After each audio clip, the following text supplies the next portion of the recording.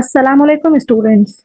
आज की वीडियो में हम डिफरेंशिएशन करने जा रहे हैं ट्रिग्नोमेट्रिक फंक्शन के लिए कि अगर हमारे पास ट्रिग्नोमेट्रिक फंक्शन के साथ कोई दूसरा फंक्शन भी मल्टीपल में मौजूद हो तो उसको किस तरह से डिफरेंशिएट किया जाता है।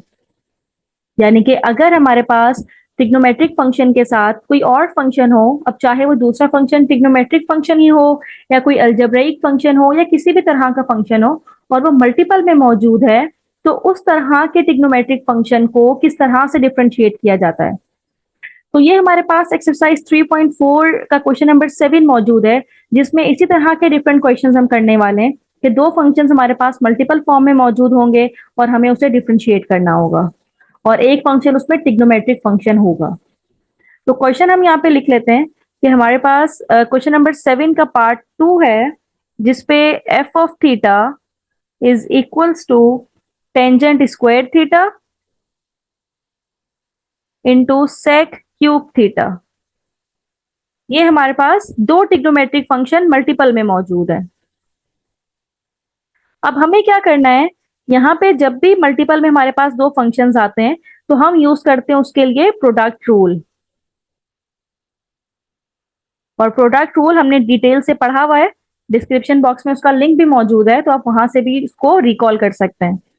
अब लेट से मेरे पास दो फंक्शन है, एक फंक्शन है u और एक फंक्शन है v, और इसको हमने डिफरेंशिएट करना है विद रिस्पेक्ट टू x।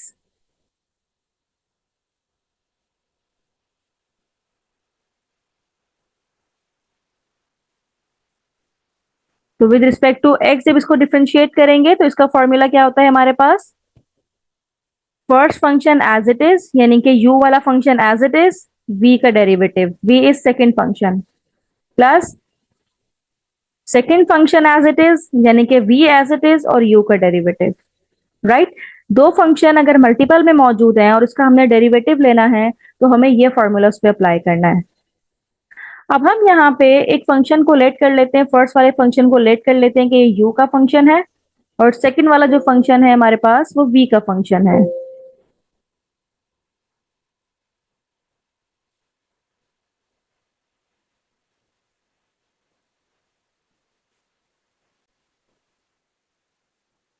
इसको हमने लेट कर लिया टेंजेंट स्क्वायर थीटा को कि ये मेरे पास u का फंक्शन है और ये मेरे पास v का फंक्शन है।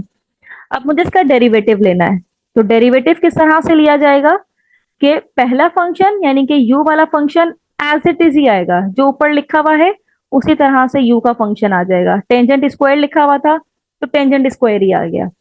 और डेरिवेटिव किसका लेना है, और थीटा के रिस्पेक्ट से लेना है क्योंकि हमारे पास फंक्शन थीटा की फॉर्म में ही गिवन है। तो डेरिवेटिव हम लेंगे किसका, सेक क्यूब थीटा का, बीच में प्लस का साइन आएगा।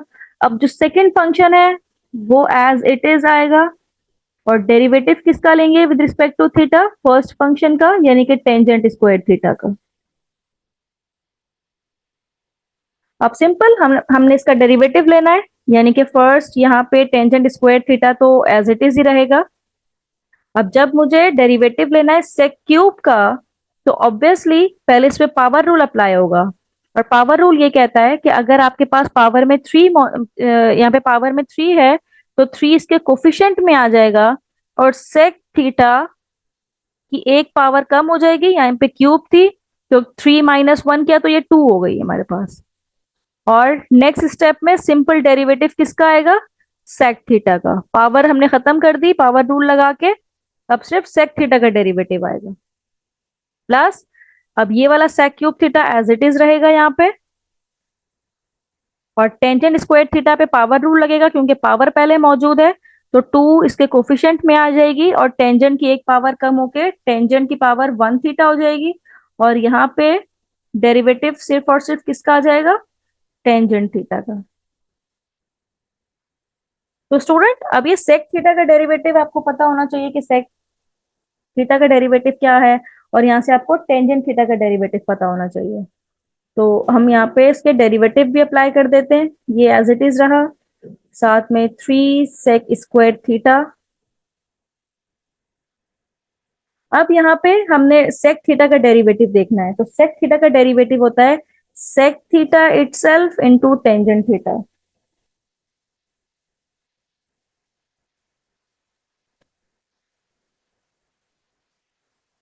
और यहाँ पे क्या हो जाएगा, +2 टेंजेंट थीटा, और एक लिखा हुआ है सेक क्यूब थीटा।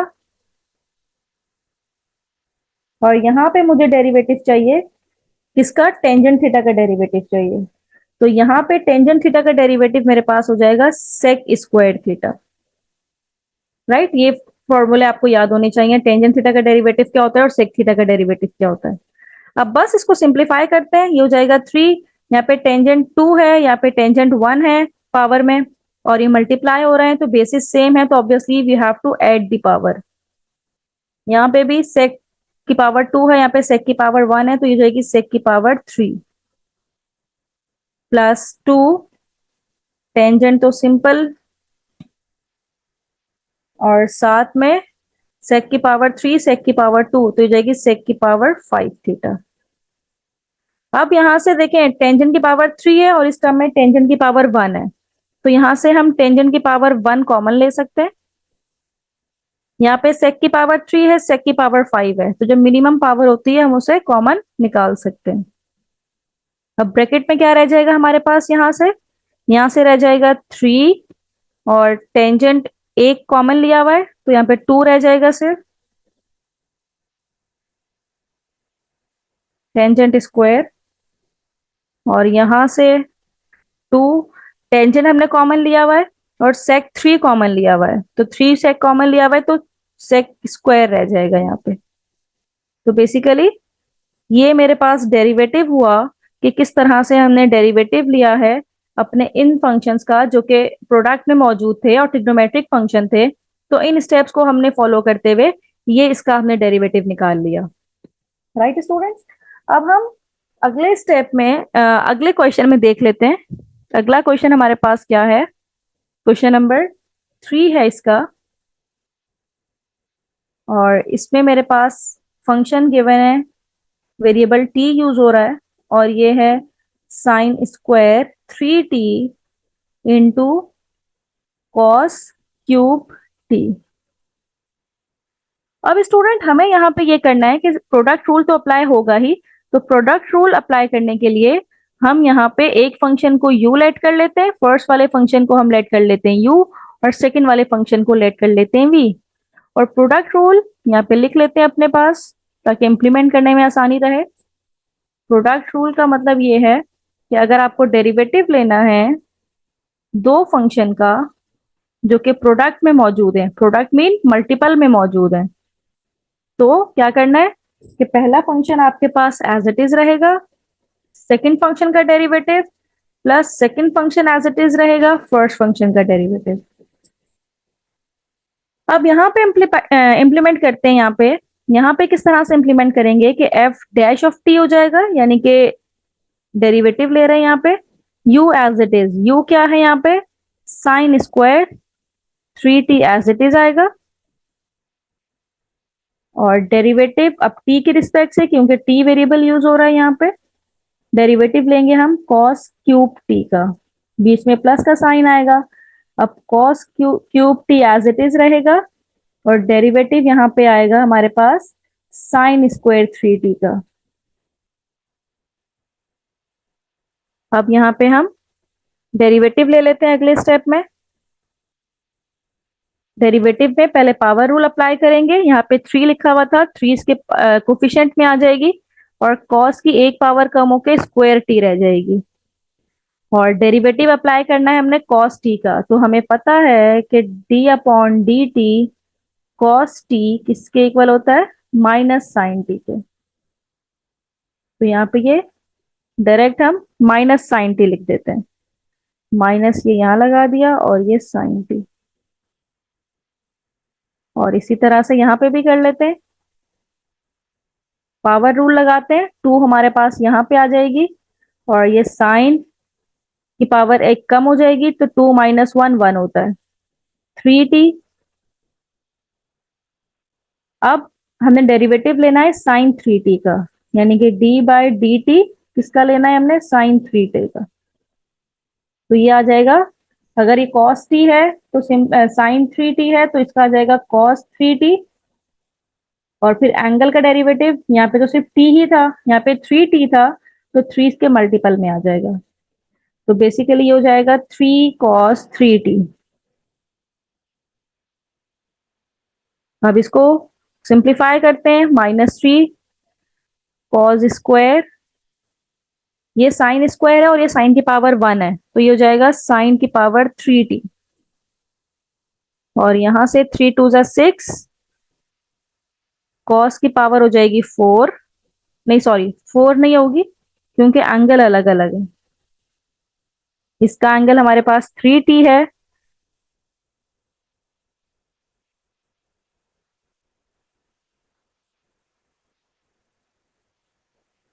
ये हो जाएगा मेरे पास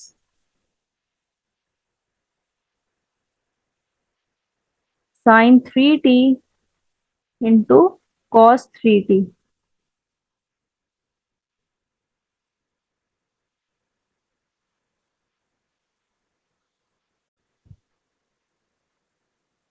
अब स्टूडेंट यहाँ पे हम ये देख रहे हैं कि मेरे पास sin 3t है और cos 3t है। तो यहाँ पे भी एक फॉर्मूला हम जानते हैं कि अगर मेरे पास sin 3t है, मतलब साइन थीटा है और cos थीटा है, और साथ में 2 मल्टीप्लाई हो रहा है, तो ये इक्वल होता है बेसिकली sin 2 थीटा के। राइट। अब ये मेरे पास है 2 sin 3t into 3 cos 3t, यानी कि अब sin 3t है और cos भी 3t ही है और साथ में 2 भी है। तो अब ये किसके इक्वल होगा? sin 2 फॉर्मूले का और एंगल का 3t, तो यानी कि ये इक्वल हो जाएगा sin 6t के। तो यहाँ पे हम 2 को मल्टीप्लाई नहीं करवाते, बल्कि 2 को हम फॉर्मूले में यूज करते हैं। तो यहाँ पे हमारे पास सिर्फ 3 रहेगा। अब इसको अगले स्टेप में फर्दर सिंप्लीफाई कर लेते हैं।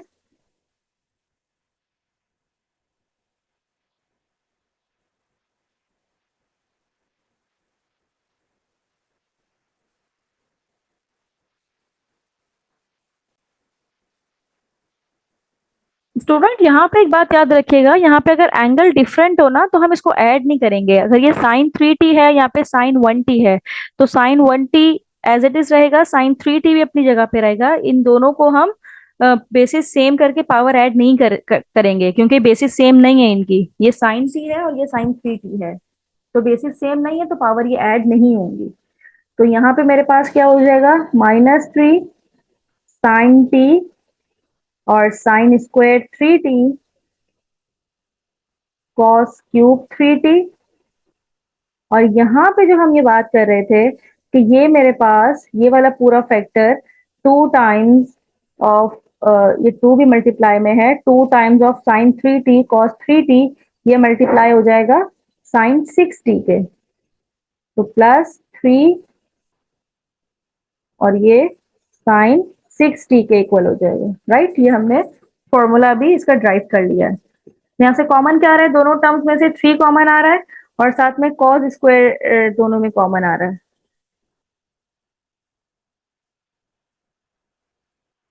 यहाँ पे भी cos² है, ये cos² था, और यहाँ पे cos³ है, तो हम cos² कॉमन ले सकते हैं। तो अंदर ब्रैकेट में क्या रह जाएगा हमारे पास?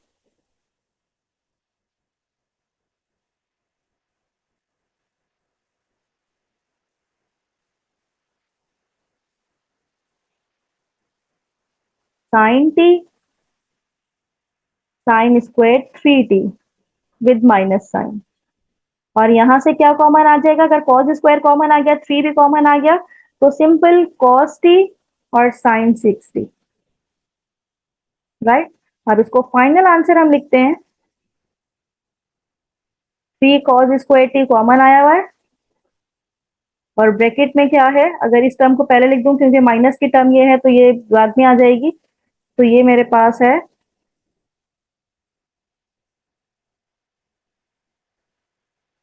cos t sin 6t, बीच में आएगा माइनस का साइन, और sin t इंटू sin²3t। तो ये मेरे पास फाइनल आंसर है। तो स्टूडेंट्स, आपने देखा कि हमने किस तरह से यहाँ पे पावर रूल था, पावर रूल लगाया, और पावर रूल लगाने के बाद किस तरह से हमने फंक्शन का डेरिवेटिव लिया। और फंक्शन का डेरिवेटिव लगाने के बाद किस तरह से हमने टर्म्स को मर्ज किया। अब इसका एक और क्वेश्चन देख लेते हैं। हमारे पास नेक्स्ट क्वेश्चन इसका ये है, क्वेश्चन नंबर 6 है,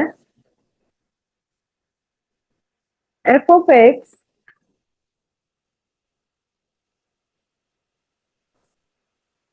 is equals to sine x square plus sine square x.